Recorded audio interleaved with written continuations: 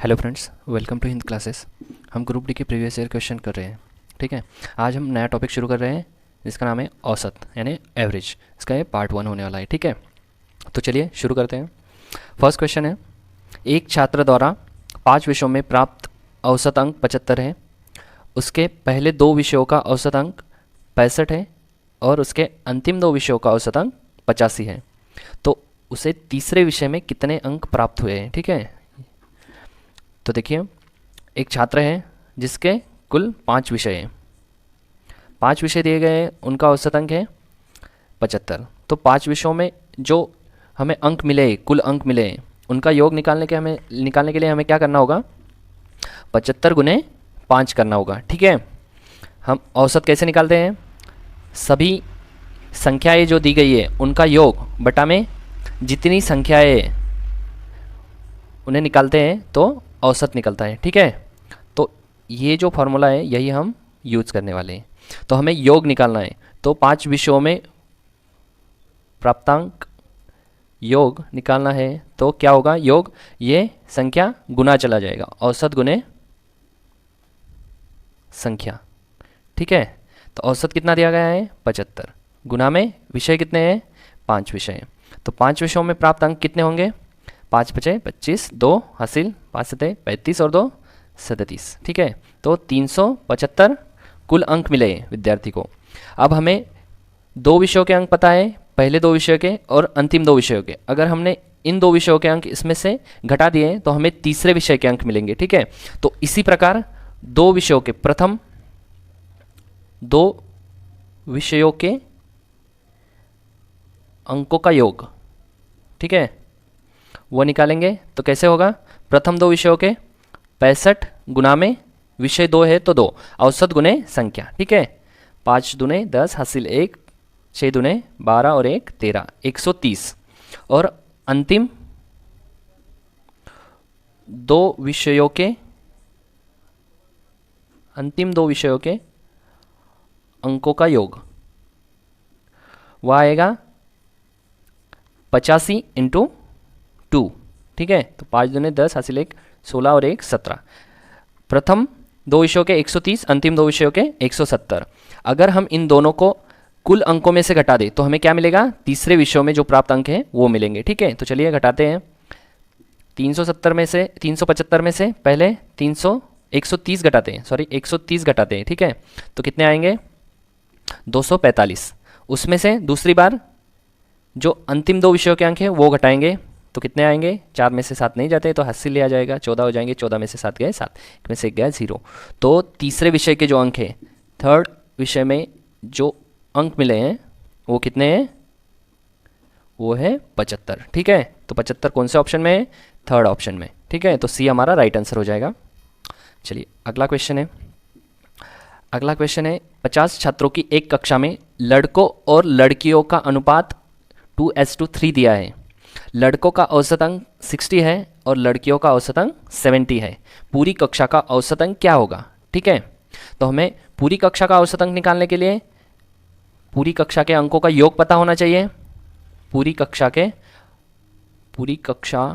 के अंकों का योग बटा में पूरी कक्षा में कितने छात्र हैं, छात्रों की संख्या।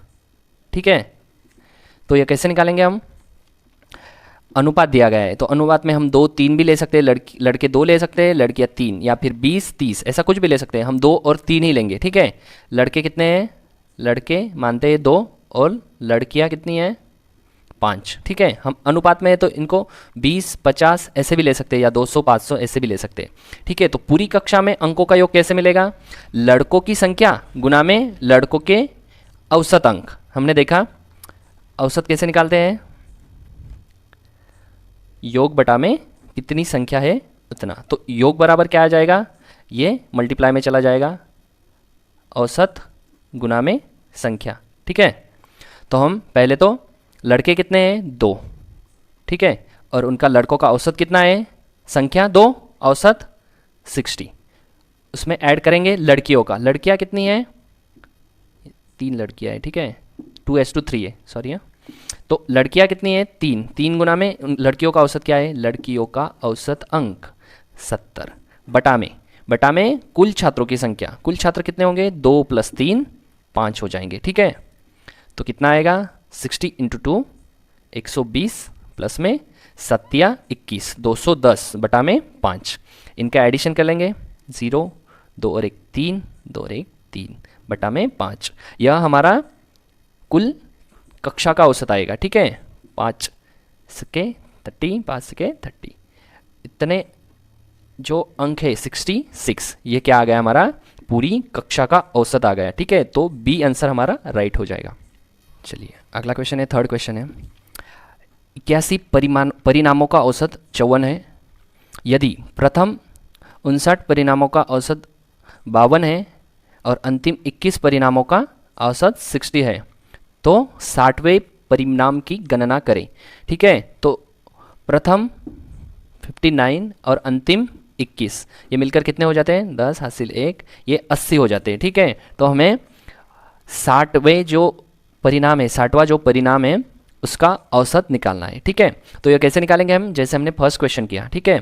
पहले 81 परिमाणों का जो 54 औसत है उनसे कुल योग निकाल लेंगे, ठीक है। और उसमें से 59 और 21 का जो योग आएगा उनको घटा लेंगे, तो हमें जो 16 परिणाम है, 60 परिणाम है, 60वां जो परिणाम है वो मिल जाएगा, ठीक है।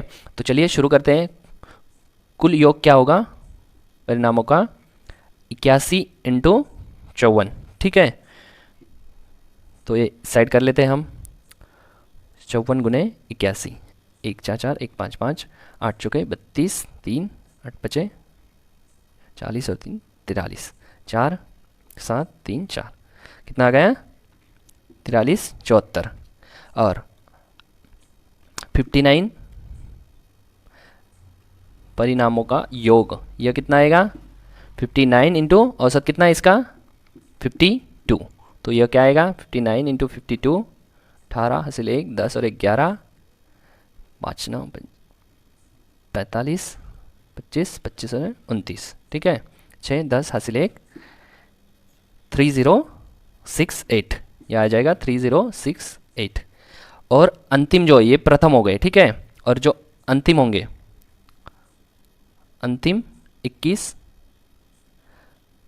परिणामों का योग, यह कितना आएगा? अंतिम कितने हैं? 21 है और इनका औसत कितना है? 60 है। तो 21 × 60, ये 0 0 6 6 6 × 2 12, ठीक है। तो हमें 4374 में से क्या घटाना है? 3068 और 1260 घटाने, ठीक है। तो 4374 माइनस 3068, ये घटा लेंगे। 14 में से 8 गए 6, 6 में से 6 गए 0, 3 का 3 1 का 1। अब इसमें से ये घटाएंगे 1260, 6 का 6 आएगा, हासिल आएगा। 10 में से 6 गए 4 0 0, ठीक है। तो क्या आंसर आ गया? जो 60वां जो परिणाम है वो क्या होगा? 46। कौन से ऑप्शन में है? ऑप्शन सी हमारा राइट आंसर हो जाएगा। चलिए अगला क्वेश्चन है। 25 वस्तुओं का औसत भार 50 kg है। यदि इसमें किसी अन्य वस्तु x, कोई भी वस्तु x का भार शामिल किया जाए तो औसत भार 500 ग्राम मतलब 0.5 kg से बढ़ जाता है। तो वस्तु x का भार कितना होगा? ठीक है, पहले तो स्टार्ट में कितनी वस्तुएं हैं? 25 वस्तुएं हैं। यहाँ पे योग, जो हमारी योग है उसका सूत्र लिख लीजिए, औसत गुणे संख्या। ठीक है, यह हमें हर एग्जाम्पल में यूज करना है। ठीक है, ये आप सबको याद होना चाहिए। तो 25 वस्तुएं, उनका औसत भार कितना है? 50 kg। तो 25 वस्तुओं का कुल भार कितना होगा? 50 गुणे 25। औसत 50 है, 25 वस्तुएं, इसलिए योग कितना आएगा? 50 गुणे 25। तो 50 पचे 125, 0 का 0, 1250 किलोग्राम हो जाएगा। ठीक है, तो दूसरी कंडीशन में, नेक्स्ट कंडीशन में हम क्या ऐड करते हैं? x भार वाली एक वस्तु को शामिल करते हैं। तो 25 और 1 26 वस्तुएं हो जाएंगी अभी। ठीक है, वस्तुएं हो जाएंगी। तो इनका कुल भार क्या होगा? इनका कुल भार हो जाएगा अभी जो 50 औसत था उसमें कितना ऐड करना है, 50 में 0.5 ऐड करना है केजी, ठीक है। ये भी ये ग्राम है, इसलिए हमने इसको केजी में कन्वर्ट कर लिया। 500 ग्राम मतलब 0.5 केजी, आधा किलो बनता है 500 ग्राम का, ठीक है। तो 50.5 साढ़े 50.5 केजी हमारा औसत हो जाएगा नेक्स्ट, ठीक है। और कुल संख्या क्या हो जाएगी, औसत तो 50.5 हो गया है नेक्स्ट टाइम में, और संख्या 26 हो जाएगी, ठीक है, क्योंकि x भार वाली वस्तु हमने इसमें ऐड की है, ठीक है। तो नया औसत क्या आएगा, इसको गुना कर लेते हैं, 50.5 गुणे 26,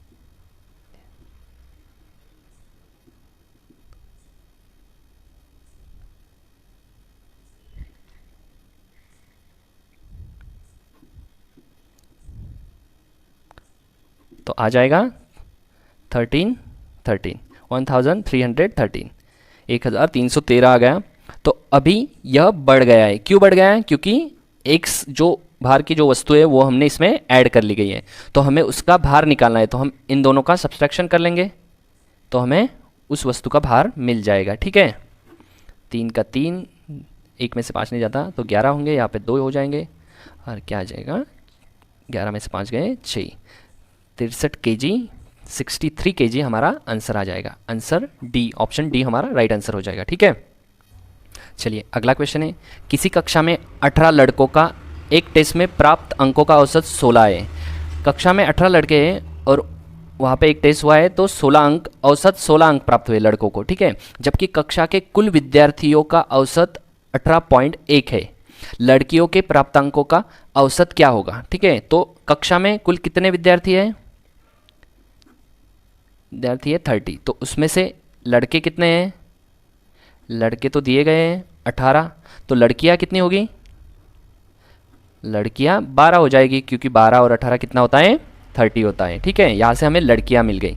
तो अगर हम पूरी कक्षा के प्राप्तांक जो है 30 विद्यार्थी और 18.1, उसका औसत और संख्या से गुना करेंगे तो पूरी कक्षा में प्राप्त अंकों का योग मिल जाएगा। उसमें से अगर लड़कों के प्राप्तांक घटा दें तो हमें लड़कियों के प्राप्तांक मिल जाएंगे, और वहाँ से हम लड़कियों का औसत निकाल सकते हैं, ठीक है। तो पूरी कक्षा के प्राप्तांक कितने होंगे, पूरी कक्षा के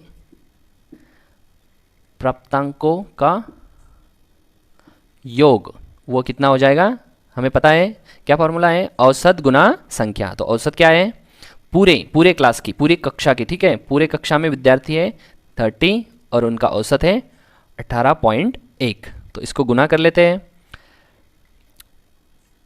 3 × 1 3, 24, 2 5, ठीक है। ये आ गया 543, ठीक है। ये 0 आएगा, लेकिन पॉइंट की वजह से 0 कट जाएगा। और अब निकालेंगे लड़कों का औसत, ठीक है। 18 लड़कों के अंकों का योग वो कितना आएगा, संख्या कितनी है लड़कों की 18, गुने में औसत 16 औसत है, ठीक है। तो इसको गुना कर लेंगे, 16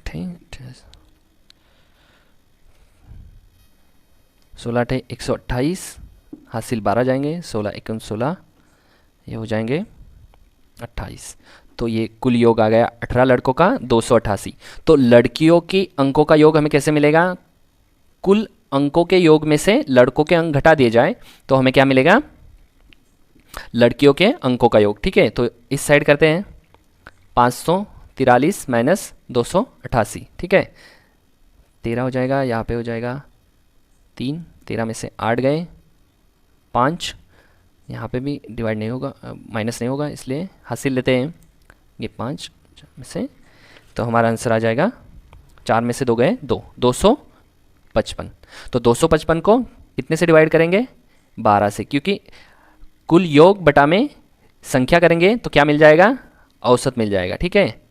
12 दूने 24, बचा 1, उस पर 5 रखेंगे, 12 एकम 12, बचे 3, उस पर पॉइंट लेंगे, 0 रखेंगे, 12 दूने 24, बचे 6, 12 पच्चे 60, तो 21.25 हमारा लड़कियों का जो औसत है, औसत अंक वो आ गए 21.25। तो कौन से ऑप्शन में है? Option A. ऑप्शन ए हमारा सही आंसर हो जाएगा। ठीक है, चलिए अगला क्वेश्चन है, कक्षा में 18 लड़कों का औसत टेस्ट स्कोर 15 है, जबकि कक्षा की समग्र 25 छात्रों का औसत 16.12 था, तो लड़कियों का औसत स्कोर क्या था? ठीक है, ये भी हमने जो पिछला क्वेश्चन किया है उसी प्रकार है। ठीक है, लड़के दिए गए, लड़कियां निकालनी है, उनका औसत स्कोर निकालना है। लड़के 18 है, ठीक है, और कुल छात्र कितने हैं? 25 है, तो 25 में से 18 गए, वो लड़कियां बच जाएंगी। ये क्वेश्चन आपके लिए प्रैक्टिस के लिए, हम अगले पार्ट में इसको सॉल्व कर लेंगे। ठीक है, आई होप आप सबको समझ आया होगा।